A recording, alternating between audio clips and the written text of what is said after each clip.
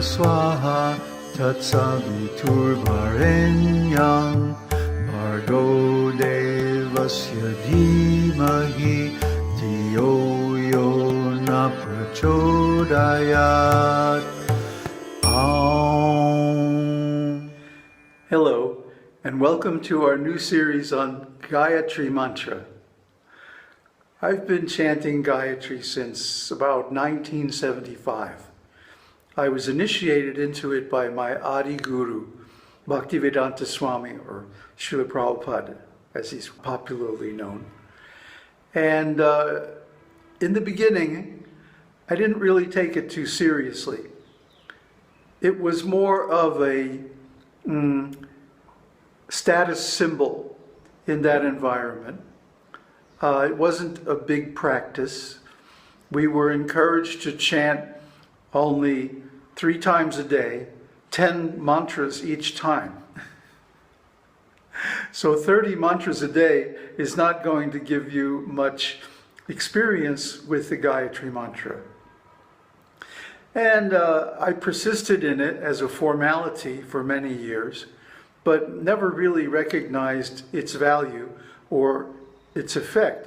And I attribute that to that I didn't do enough of it.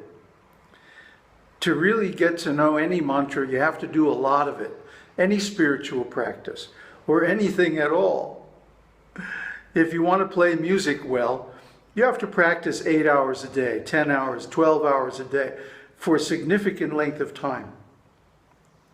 If you want to become a great writer, you have to try again and again and tear up so many drafts and start over again until you get it. And that's just the beginning. Anything that's worth doing well requires a significant investment of time and energy. Now, here we're talking about a mantra. But what is a mantra? It's really a method of experiencing happiness. Now, we don't often look critically at our ways of attaining happiness. But if we do, we find that conventional methods of material engagement to attain happiness don't work very well. Their success is more or less a crapshoot, you know? It's more or less a gamble. We don't really know if they're going to work. And when they do work, we don't really know why. And then their results are also temporary. And even when we get what we want, it soon fades away and disappears. So the whole process of material enjoyment is just fraught with all kinds of difficulties. We want something, and then we find we have to do all these other things to get it. Things that we really would rather not have to do. So people are chasing all around, trying to make money, to buy a new car, to buy nice clothes, to go to the best school and this and that, just so that they get better sex life, or they get a more stable family life, or some form of material happiness. But then when they get it, they'll find it's not perfect. It's got some downsides, always some unanticipated problems. So this material happiness is really not what we are looking for. We're looking for unconditional happiness, isn't it? Happiness that's not limited by certain material conditions in the world. Happiness that's not proscribed by time. Happiness that can deliver results unconditionally over an unlimited span of time. That's the kind of happiness that's available through mantras like Gayatri.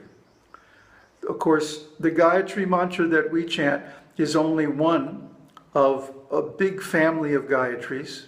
Gayatri is a meter, a 12-syllable or 24-syllable, I should say, pada. 12 syllables or 24 padas, meter in Sanskrit poetry.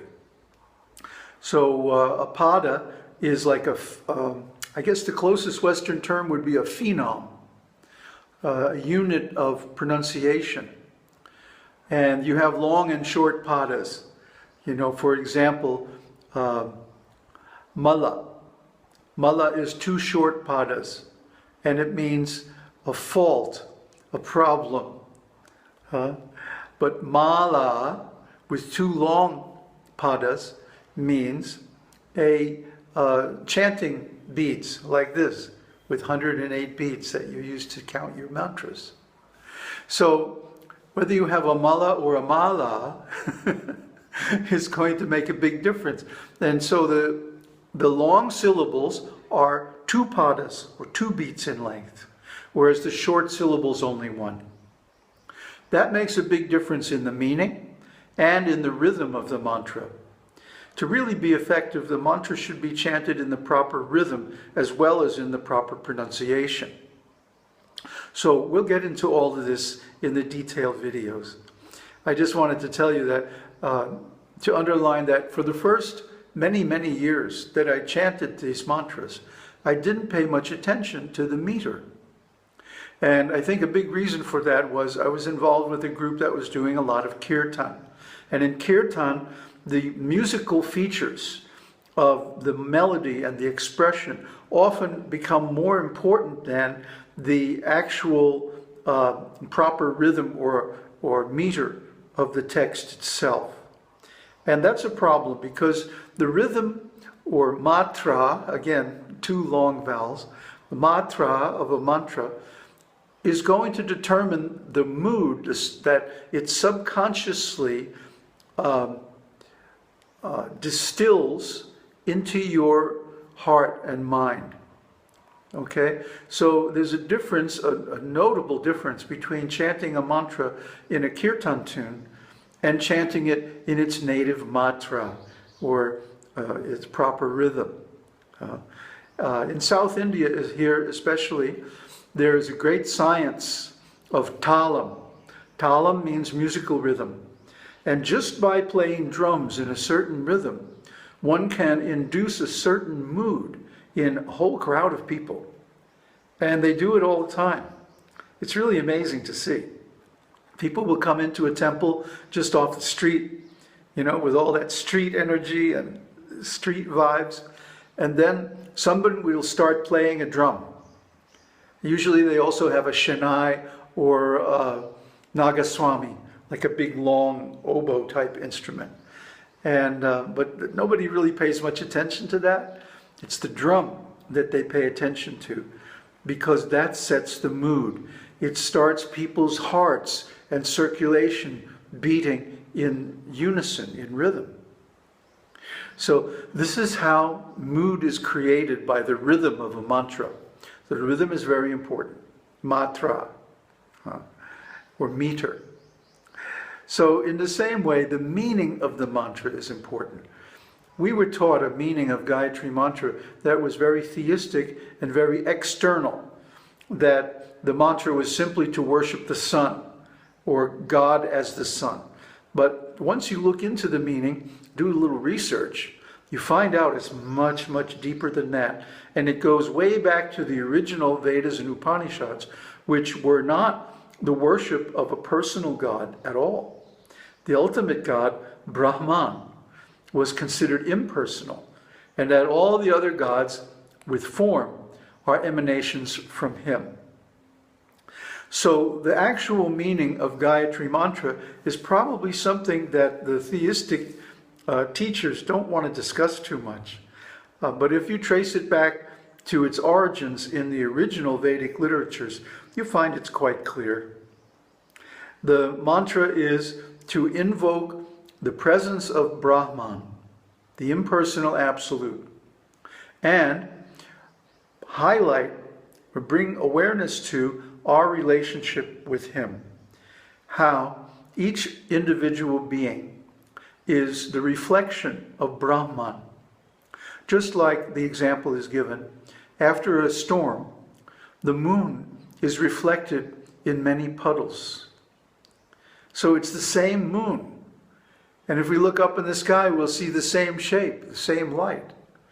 But the reflection in the puddle is very small. Or like the sun, or any other object reflected in a mirror.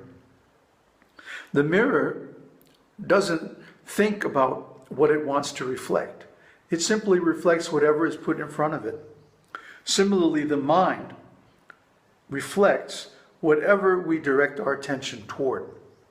If we direct our attention toward matter, the satisfaction and the happiness that we get is going to be very conditional, very temporary, and ultimately unsatisfying. But if we direct our attention toward the Supreme, Brahman, the Absolute, the happiness derived from that is unconditional and everlasting. So please, investigate this Gayatri mantra. Try the practice for yourself.